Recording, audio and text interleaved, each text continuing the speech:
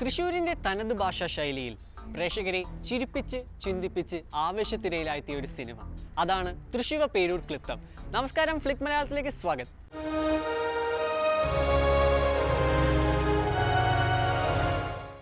നവാഗതനായ രതീഷ് കുമാർ സംവിധാനം ചെയ്ത് ഫരീദ് ഖാൻ, ഷലീൽ അസീസ് എന്നിവർ നിർമ്മിച്ച സിനിമയാണ് തൃശ്ശൂർ പേരൂർ ക്ലിപ്തം.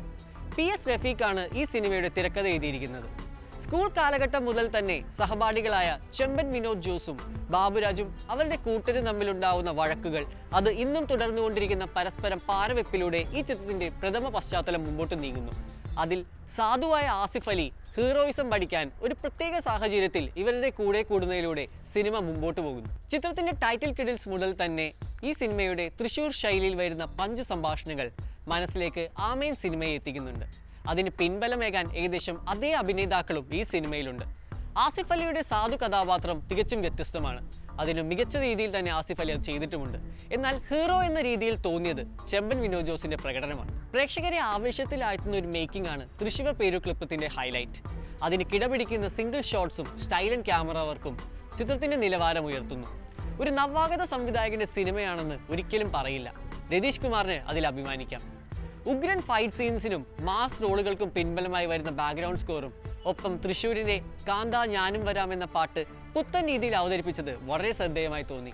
വിജുവാലിന്റെ സംഗീതം മികച്ചു നിന്നിരുന്നു. നായക കഥാപാത്രങ്ങളുടെ ഇടയിൽ അതിലേറെ മാസുള്ള ഒരു ചൂടൻ ഓട്ടോ ഡ്രൈവർ കഥാപാത്രമായാണ് അപർണ ബാലമുരളി ഈ സിനിമയിൽ എത്തുന്നത്.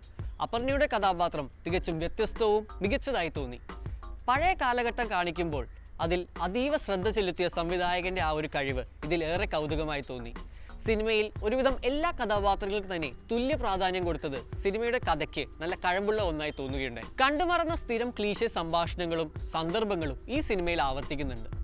ക്ലൈമാക്സിൽ നല്ല ഫീൽ തന്ന് മുമ്പോട്ട് പോയിരുന്ന ഒരു സിനിമ ഒരു 15 മിനിറ്റ് കൊണ്ട് എല്ലാ ട്വിസ്റ്റുകളോടും കൂടി പെട്ടെന്ന് ശുഭമായി അവസാനിപ്പിച്ചപ്പോൾ പ്രേക്ഷകന് ഒരു സ്വല്പം നിരാശ തോന്നിയിട്ടേക്കാം.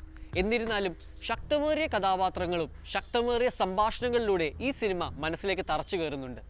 കാണാം, ചിരിക്കാം, നല്ലൊരു സിനിമയാണ്. കൂടുതൽ സിനിമാ വാർത്തകളും വിശേഷങ്ങളും റിവ്യൂസുമായി ഞങ്ങൾ ഉടൻ വരുന്നതാണ്. So keep watching flick Malayalam. This is Ashin തമ്മി സൈനിങ് ഔട്ട്.